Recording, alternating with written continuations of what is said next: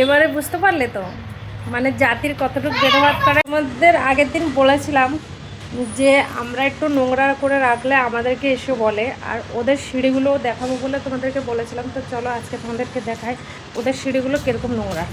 দেখো সিঁড়ি, হ্যাঁ এই যে সিঁড়ি দেখাচ্ছি, দেখো কীরকম নোংরা। দেখো দেখো প্রত্যেকটা সিঁড়ি দেখো কেমন নোংরা হয়ে আছে। দেখো দেখো দেখতে পাচ্ছ কীরকম নোংরা। নোংরা থাকাটা তো একদমই উচিত না। প্রত্যেকে আমরা জানি নোংরা করে থাকলে ঘরে লক্ষ্মী থাকে না। আমি বলার একটাই কারণ, আমার যদি শরীর খারাপ হয় পিছনটা ঝাড় না দিতে পারলে আমাকে এসে বলে কেন ঝাড় দাওনি।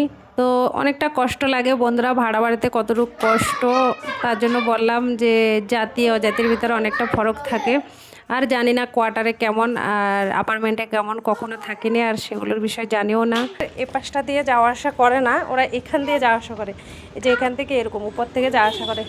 তো দেখো এই জায়গাগুলো দেখো কেমন নোংরা, দেখতে পাচ্ছ কেমন নোংরা। পুরো এই সিধাটা দিয়ে ওই গেটটা দিয়ে বেরোয়। ওরা এইভাবে ওঠে, দেখো এই যে এইভাবে উঠে যায়। চলায় বাবু, এভাবে এই রাস্তাটা দিয়ে সিধা যায়, চলায়। তারপরে আবার এভাবে লামে, এই যে এভাবে লামে।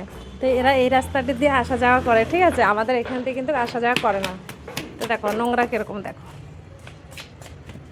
কখনো কিন্তু ঝাড়ও দেয় না, কি ধোয়ও না। দেখতে পাচ্ছ কেমন নোংরা। চলে আসো চলে আসো। তো এবারে তোমরা বুঝতে পারলে জাতির কতটুকু ওরা ভেদাভেদ করে। এবারে বুঝতে পারলে তো মানে জাতির কতটুকু ভেদাভেদ করে। আর আমি যেখানে থাকি দেখো নোংরা আছে কিনা বলবে, ঠিক আছে। এই যে আমার ছেলেরা সাইকেল চালাচ্ছে এখানে,